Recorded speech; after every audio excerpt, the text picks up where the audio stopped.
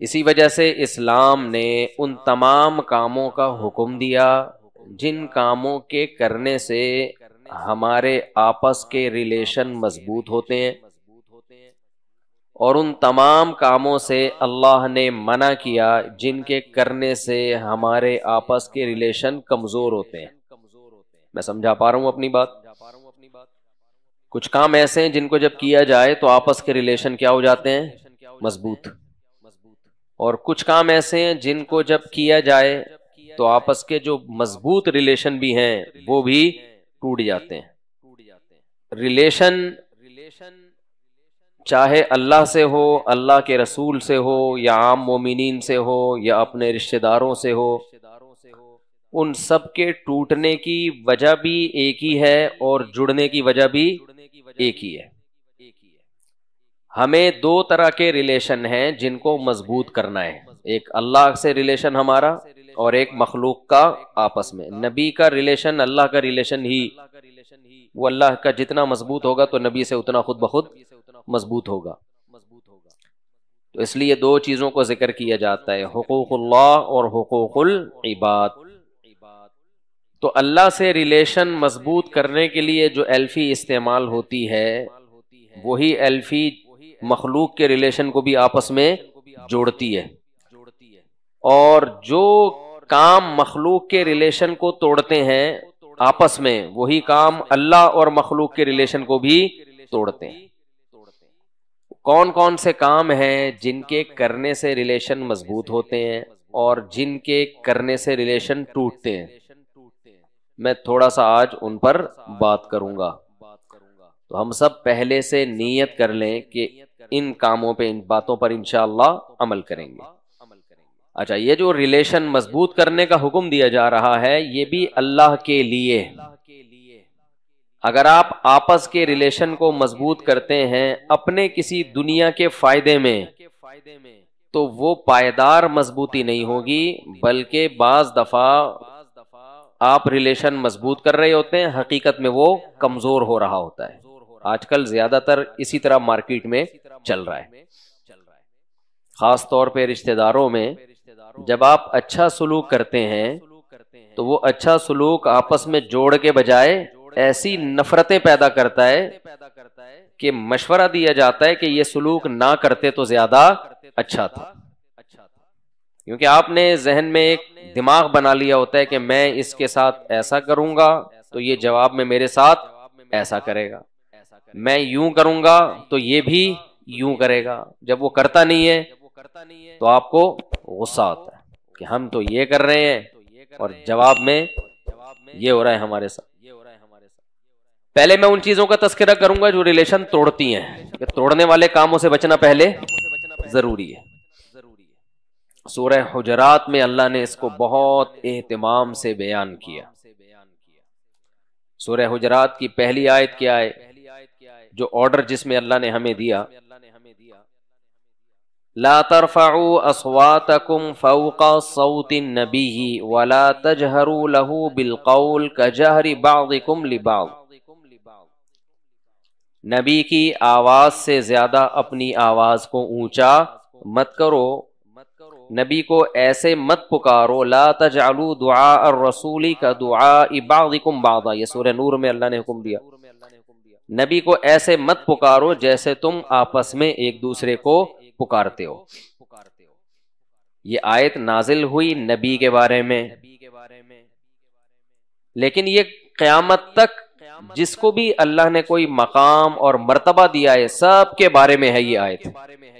इस पर इजमा है पूरी उम्मत का।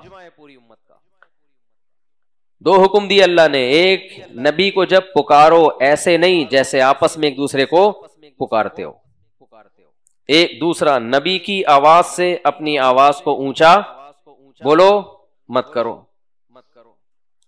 क्यों भाई, नबी का ये मकाम क्यों है? भाई नबी का दर्जा बुलंद है।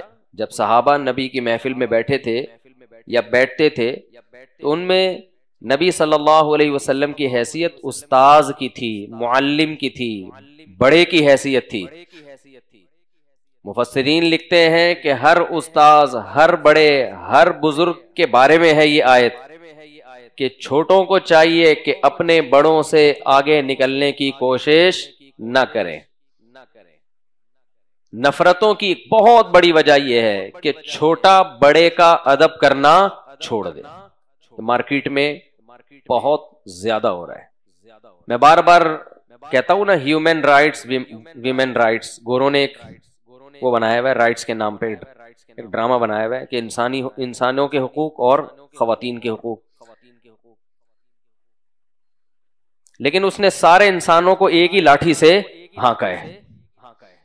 छोटे बड़े की कोई तमीज अदब गोरी की डिक्शनरी में उनके यहां नहीं है, कोई उसकी डिटेल नहीं है। हमें कुरान में तफसील मिलती है, जैसे मैंने ये आयत पढ़ी, इसके अलावा भी आयतें हैं कि जब आप किसी बड़े की महफिल में बैठे हों तो उससे आगे निकलने की कोशिश बोलो ना करें। वो बड़ा आपका खानदान का भी हो सकता है, आपके टीचर भी हो सकते हैं, मस्जिद का इमाम भी हो सकता है जिसके पीछे आप नमाज पढ़ते हो, आपका कोई भी साहिब इल्म जिसका मकाम और मर्तबा आपसे ज्यादा है। आज होता क्या है मार्केट में, हर आदमी को हक बयान करने का हैजा है। एक तो हक बयान करना वो है जो अल्लाह उसके रसूल ने हुक्म दिया, वो तो अच्छी बात है। एक होता है हैजा। हैजे का मतलब है बेमौका बात को फेंकना। मौका है नहीं, आपसे कोई मशवरा नहीं ले रहा, आपसे कोई पूछ नहीं रहा, आपने अपनी टांग सबसे ऊंची रखी हुई है। बेमौका मशवरा नहीं लिया जा रहा, लेकिन आप बगैर मशवरे लिए लोगों को मशवरे, अपने बड़ों को खास तौर पे दे रहे हैं। और जब सामने वाले को गुस्सा आता है कि भाई तू अपनी औकात देख, तो भाई हक बयान करना मेरा फर्ज है। जब बेमौका हक बयान किया जाता है, उस हक के बयान करने से मुआशरे की इस्लाह नहीं होती, बल्कि मुआशरे में फसाद पैदा होता है, आपस में नफरतें पैदा होती हैं। अगले को यह ख्याल आता है कि ये मुझे नीचा दिखाना चाहता है। सहाबा किराम की मजलिस में जब कम उम्र सहाबा बैठा करते थे, अहादीस से ये बात साबित है, जब बड़ों की कॉन्वर्सेशन होती थी तो वो जो उम्र में कम थे वो बीच में उनको टोकते नहीं थे। हाँ, कोई बड़े जब पूछते कि आपकी इसके बारे में क्या राय है, फिर वो बताते। आज हर आदमी को बेमौका बोलने का शौक है। वो चाहता है सबसे ज्यादा कौन बोलूं, कौन बोले, मैं बोलूं, मुझसे पूछो। चुप रहना जानते ही नहीं है। और शैतान हर बुराई पे ना लेबल क्या लगाता है, स्टिकर बहुत अच्छे लगाता है कि भाई मैं बुराई देख के खामोश नहीं होता। किसी पे जुल्म हो रहा हो ना किसी के ऊपर, उसमें भी पहला स्टेप ये है कि आप सबके सामने किसी को रुसवा ना करें, अलग ले जाके समझाएं। आखिरी हद उसमें यह कि फिर जैसे तैसे हो जालिम का हाथ रोकने की कोशिश करें। नॉर्मली जो नहीं अनिल मुनकर है तो उसमें आपको अपने बड़े को रिस्पेक्ट देनी पड़ेगी। इब्राहिम अलैहिस्सलाम के वाक़े से हमें यही सबक मिलता है। या अबती लिमा ताबुदु मा ला यस्मउ वला युबसिरु वला युगनी अन्का शैआ। दुनिया में शिर्क से बड़ा कोई जुर्म हो नहीं सकता, और सिर्फ शिर्क नहीं बल्कि बुत बनाए जा रहे हैं, इससे बड़ा कोई जुर्म हो नहीं सकता। इब्राहिम अलैहिस्सलाम के वालिद इतना बड़ा जुर्म कर रहे हैं कि उससे बड़ा जुर्म दुनिया में है नहीं। और बेटा अल्लाह का खलील, उस वक्त रूए जमीन पर उससे नेक इंसान दुनिया में कोई नहीं था। लेकिन नसीहत के लिए इब्राहिम अलैहिस्सलाम ने या अबती, ए मेरे प्यारे अब्बा, पूरे कलाम में क्या लफ्ज इस्तेमाल किया है, रिस्पेक्ट दी है अपने वालिद को। समझ में आ रही है बात कि नहीं आ रही है? कितनी मोहब्बत से, लिमा ताबुदु, आप क्यों इबादत कर रहे हैं ऐसे पत्थरों की जो आपका के नफा और नुकसान के मालिक नहीं है। पूरा सूरह मरियम का पूरा रुकू उठा के देखें ना, कैसी मोहब्बत से नसीहत। और जब अब्बा ने धमकियां देना शुरू कर दी, लअरजुमन्नका वहजुरनी मलिया, अब्बा का रिप्लाई क्या आ रहा है? धमकियां, कोई दलील से जवाब नहीं। अब्बा कह रहे मैं पत्थरों से मार के हलाक कर दूंगा इब्राहिम तुझे। फिर भी इब्राहिम अलैहिस्सलाम की पेशानी पर लकीरें बोलो नहीं आ रही, बल्कि जवाब में क्या कह रहे हैं? सलामुन अलैक, आप पर अल्लाह की सलामती हो। सअस्तगफिरु लका रब्बी, असबाब की दुनिया में तो नाउम्मीद हो गया कि आपकी बख्शिश हो, लेकिन अल्लाह से दुआ तो की जा सकती है। मैं अपने रब से आपके लिए दुआ मांगूंगा। इन्नहु काना बी हफिया, मुझ पर तो वो रहम करेगा ना, मुशरिक पर रहम नहीं करता, मुझ पर तो करेगा, तो मेरी दुआ से अल्लाह क्या करेगा? आपकी बख्शिश। बाद में अल्लाह ने खुद ही पाबंदी लगा दी कि मुशरिक बाप के लिए आपको दुआ करने की इजाजत नहीं है। मेरे पास लोग आते हैं ना, मेरे अब्बा यूं, मेरे अब्बा यूं, तो मैं फिर कहते हैं कि मैंने तो सुना दी अपने बाप को, खरी खरी सुना दी उसने। स्टाइल देखो भाई, कह रहे हैं आपको पता है तेरे भाई का मीटर जब घूमता है मैं तो ना बाप को देखता हूँ ना माँ को देखता हूँ। ये स्टाइल होता है ना। मुफ्ती साहब हमारे जब मीटर घूमता है मैं नहीं देखता सामने मेरा बाप है या मेरा दादा है। तो मैं उनसे कहता हूँ गधा भी यही कुछ करता है, जब वो चीखता है पूरा साउंड अंदर ले जाके स्पीड के साथ निकालता है। इसका भी एक फलसफा है। खैर, तो जब वो साउंड खींच के पूरे पावर के साथ निकालता है, जरा सी बात को गधा कितनी बदतमीजी के साथ पेश करता है। सब जानवरों को भूख लगती है, कोई ना कोई प्रॉब्लम हर जानवर के साथ होती है। बिल्ली म्याऊं म्याऊं करेगी, घोड़ा हिलहिलाएगा थोड़ा सा, गाय भैं भैं कर जाएगी, लेकिन वही प्रॉब्लम जब गधे के साथ होती है तो पूरी सोसाइटी को प्रॉब्लम में डाल देता है। इतनी बड़ी प्रॉब्लम होती नहीं है, ऐसे चीखता है पूरे प्रेशर के साथ। तो वो देखता है कि सामने मेरा बाप खड़ा है या मेरा मामू खड़ा है या मेरा चाचा खड़ा है भाई, या पब्लिक के आराम में खलल वाक़े होगा, लोग जाग जाएंगे, डर जाएंगे, बच्चे रो जाएंगे। ये देखता है गधा। बोलते क्यों नहीं भाई, आप तो इंसान हो माशाअल्लाह है। ये देखता है? नहीं देखता। तो जो ये कहा करे ना मेरा जब मीटर घूमता है मैं नहीं देखता कि सामने कौन है, आप फौरन बोल दिया करें यार आज पता चला आप क्या हो, गधे हो। ये बोल दिया करें उसको, मोहब्बत से बोले, चीखे नहीं। बोले यार अच्छा, आई सी, ओ आई सी, आज मुझे पता चला कि आप क्या हो, गधे हो। मैंने बहुत दफा देखा है कि बाज मजलिस में उलमा बैठे हुए हैं, बड़े लोग बैठे हुए हैं, दरमियान में कोई नौजवान बोलता रहेगा बीच में, तो ये बहुत बुरी हरकत है। खानदान के बड़े जब बैठे हुए हैं, बाप दादे माँ ये सारे बड़े हैं ना, आपसे जब पूछा जाए तो अपनी राय पेश कर दे, वरना कैसे रहे भाई, चुप चुप बैठना ये ट्रेनिंग का काम है, वरना ये आसान नहीं है। इसकी ट्रेनिंग होती है खानकाहों में। हजरत मुफ्ती मोहम्मद शफी साहिब, हजरत मुफ्ती तकी उस्मानी साहब के उस्ताद, वो उनके पास एक शख्स रहा करता था, बहुत बोलता था हर वक्त। हमारे अकाबिर की आदत रही है कि जो अपनी इस्लाह खुद नहीं चाहता तो जबरदस्ती उसकी इस्लाह नहीं करते, उसमें फिर फायदा नहीं होता उससे। वो जब महफिल होती वो चपड़ चपड़ चपड़ चपड़ बोलता रहता, पटर पटर, तो हजरत भी सुनते रहते, इधर से सुनते उधर से निकाल देते। अल्लाह की कुदरत के वो फिर हजरत से बैत हो गया, हजरत मुफ्ती शफी साहब रहमहुल्लाह से इस्लाही ताल्लुक कायम कर लिया।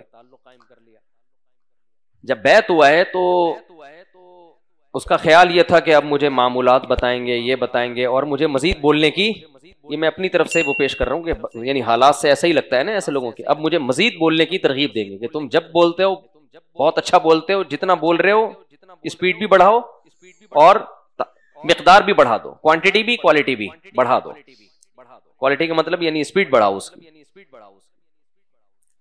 तो जैसे ही वो जब बैत हुआ ना तो कहने लगा हजरत अब मुझे मुरीद होने के बाद अहकाम बताएं। फरमाया जबान क्या कर लो, बंद, चुप, बोलो नहीं, कहीं भी बैठो सुनो, बस बोलने को फोकस, बोलो मत करो, चुप बैठो। आज चुप बैठना बहुत मुश्किल है। कमेंट्स में लोग ऊट पटांग, जब तहकीक नहीं है मत कमेंट्स करो किसी चीज, ना किसी को अच्छा कहो ना किसी को बुरा। जब तक तहकीक नहीं है क्या जरूरत है अपनी राय देने की। बोले भाई हमें मालूम, अब वो लाल गाय का आ रहा है ना इसराइल का, कितने लोग मुझसे पूछ रहे हैं लाल गाय लाल गाय। मैं क्या भाई मुझे तहकीक नहीं है, जब नहीं है तो मैं क्यों ऐसे ही बिला वजह लाल गाय पीली गाय। हाँ बहुत सौ को है, मैं ये नहीं कह रहा कि मुझे नहीं है तो किसी को भी नहीं है, बहुत सौ को होगी तहकीक। वो राय दे रहे हैं, ना मुझे उनके सही होने का पता ना मुझे उनके गलत होने का। तो हर टॉपिक में टांग घुसेड़ना ये अच्छा काम नहीं है। और अफसोस की बात ये हम पाकिस्तानियों में ज्यादा ही है, बोलते रहेंगे बिला वजह। सियासत का अलिफ बे नहीं पता, उसमें टांग अड़ाएंगे, वो फला ये है, वो ये कर रही, एस्टेब्लिशमेंट ये कर रही है, फिर आगे से हुकूमत ये कर रही है, फिर आगे से वो फलाना ये कर रहा है। अबे तुझे क्या पता है, तू सुबह पराठा खाया था, तूने अंडे दुकान से जाके खरीदे हैं तूने, तुझे अपने वो क्या, मुझे वो लतीफा याद आता है, फिर क्या करूं। वही है ना, एक बच्चा स्कूल नहीं जाता था, अब्बा ने बोला कि बेटा अल्लामा इकबाल कौन थे कह रहे अब्बा पता नहीं। बेटा लियाकत अली खान कौन थे, बेटा कहता है पता नहीं। अब्बा कहते हैं कमबख्त स्कूल जा तो पता चले ना। फिर बच्चा कहता है अब्बा वसीम भाई का पता है, कह रहे नहीं। गफ्फार का पता है, कह रहे नहीं। अब्बा घर में रहो तो पता चले ना, घर में रहो तो घर की खबरें हो ना। घर की खबर नहीं होती, पूरे मुल्क के एक एक चप्पे की हर शख्स को खबर है। जिनको है खबर उनका हक बनता है कि वो राय दें। मेजॉरिटी को कुछ भी पता नहीं होता, फेंके जा रहे हैं फेंके जा रहे हैं। फलां के इतनी करोड़ों की जायदादें बना ली, अबे तूने किधर देख लिया फलां ने इतनी जायदादें बना ली। टिकटॉक पे देख रहे हो तुम यार, फेसबुक पे देख के तबसरे कर रहे हो। फलां की बच्ची, फलां गवर्नमेंट का बहुत बड़ा ऑफिसर है, उसकी बच्ची बिकनी में घूम रही है। एक ऐसे ही किसी ऑफिसर पे इल्जाम लगा कि उसकी बच्ची बिकनी में स्विमिंग पूल में नहा रही है ना। फेसबुक पे तस्वीरें चली, बहुत वायरल हुई, हमारी उससे मुलाकात हुई। हमने कहा यार एक इस्लामी मुल्क है, आप एक शख्स हो और बच्ची आपकी बिकनी में। कह रहे खुदा की कसम मेरी बेटी कोई है ही नहीं, मुझे अल्लाह ने बेटी दी नहीं है। इतना प्रोपेगंडा है, इतना गंद है। आप कह सकते हैं भाई तू वजाहती बयान दे देता, वो कह रहे किधर तू वजाहती बयान, चलता ही नहीं है। मनफी चीजें फैलती हैं, वजाहती बयानात नहीं फैलते। तो नफरतें पैदा करने में एक बहुत बड़ा जरिया किस बात का है कि आप अपना मकाम देखे बगैर आप बात करना शुरू कर दें। इससे बड़े को ये एहसास होता है। अक्सर मैंने घरों में दो भाइयों की जो लड़ाइयां देखी हैं, बड़े भाई को छोटे भाई से कोई चिढ़ हो जाती है तो हो जाती है यकीनन, वो हर बात में छोटे को जलील करने की कोशिश कर रहा होता है। लेकिन जब आप उनकी हिस्ट्री में जाओगे ना तो पता चलता है कि ये छोटा बड़े को रिस्पेक्ट नहीं दे रहा, ये हर जगह अपनी टांग ऊंची रखने की कोशिश कर रहा है, जिससे बड़े के दिल में ऐसी नफरत पैदा हुई है कि अब वो जायज नाजायज का फर्क देखे बगैर इसको रुस्वा करने में लगा रहता है। जब बड़ा बोल रहा हो, छोटा अगर खामोश रहे थोड़ी देर के लिए तो इससे बड़ा फायदा होता है। बाप बोल रहा हो तो औलाद क्या हो जाए, बाप समझा रहा होता है, बेटा बीच में वो अपनी टांग ले आता है बीच में। इसी तरह शौहर समझा रहा और बेगम बीच में बोलना शुरू कर दें तो किसकी खोपड़ी घूमती है, फिर आदमी की खोपड़ी घूमती है कि सरबरा मैं हूं और टांग कौन अड़ा रहा है हर बात में।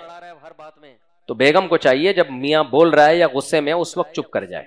बहुत जब बिल्कुल मामला ठीक हो जाए ना, सेट हो जाए, उसके बाद में समझा दे। हर बात उस मौके पे कहना नुकसानदेह होता है। लेकिन मैंने बताया ना, जब तक ये जबान को कंट्रोल नहीं करेंगे तो उस वक्त तक मसाइल हल नहीं होंगे। आज जब हम इस्लाह करने के लिए जाते हैं तो जो हमारा तरीका होता है इस्लाह का, उस तरीके में इस्लाह कम और फसाद ज्यादा हो रहा होता है। तो ये तो एक है, बस एक और मैं बात बता के बस बयान खत्म करता हूं।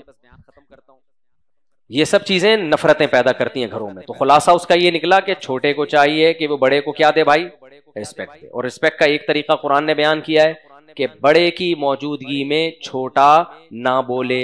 हम ये नहीं कह रहे जुल्म होने दें, उस वक्त ना बोले, बाद में किसी और तरीके से तमीज से या किसी बड़े के जरिए उसको समझा दे कि भाई ये मुनासिब नहीं है, ये गलत है, ये सही है, वगैरह वगैरह।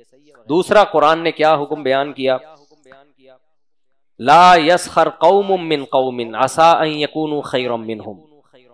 कोई कौम किसी कौम का मजाक ना उड़ाए। ये चीज भी नफरतें फैलाने का बहुत बड़ा जरिया बनती है, आग लगा देती है। ये आपने किसी कौम का नाम लेके लतीफा सुनाया, किसी कौम पे लतीफा फिट किया, ऐसी नफरत फैलती है। देखो सहाबा के बारे में कुरान कहते हैं अल्लफ़ बैना कुलूबिकुम, अल्लाह ने तुम्हारे दिलों को जोड़ दिया। वो जुड़े हुए थे तो क्या हुआ है कि एक कबीले ने अपने कबीले का हवाला रेफरेंस दे दिया दूसरे कबीले के सामने, हम तो फला हैं। दूसरे कबीले ने कहा कि हम फला हैं, और दोनों कबीलों में जंग छिड़ने वाली, दोनों पैगंबर के पीछे नमाज पढ़ते हैं, दोनों की कुर्बानियां, दोनों नबी सल्लल्लाहु अलैहि वसल्लम को आखिरी नबी समझते हैं, दोनों सहाबा हैं। लेकिन कबीलों का नाम आने से, कौम के नाम आने से, वो सहाबा, वो असहाबे रसूल जो जिनके रुहमा बैनहुम होने की गवाही कुरान दे रहा है, उनकी तलवारें निकलने लगी। नबी सल्लल्लाहु अलैहि वसल्लम को पता चला तो आपने ये जंग बंद करवाई और फरमाया दाहा फइन्नहा मुंतिना, कौम परस्ती, कौम का नाम लेके दूसरी कौम, ये हदीस का मफहूम बयान कर रहा हूं, दूसरी कौम को नीचा दिखाना कि हम तो फला हैं, हम तो फला कौम के हैं, ये काम आपने फरमाया ये बदबूदार है, ये जमाने जाहिलियत के दावे हैं, इस्लाम में इन दावों की कोई गुंजाइश बोलो नहीं है। फिर कुरान की आयतें नाजिल हुई हैं, वातसिमू बिहब्लिल्लाहि जमीअन वला तफर्रकू, अल्लाह की रस्सी को मजबूती से थामो, आपस में लड़ाइयां मत करो। अल्लाह की रस्सी क्या है? इन्नमल मुमिनूना इखवतुन, मोमिनीन आपस में क्या है भाई? भाई हैं, चाहे पठान हो, पंजाबी हो, बलोची हो, सराइकी हो। आज कितनी बातें हो रही होती हैं, वो अबे वो तो ऐसी, वो कौम ही ऐसी है, वो कौम ही ऐसी है, और उसी कौम के सामने बात कर रहे होते हैं, अगले के दिल में नफरत की अंगारे भड़क रहे होते हैं।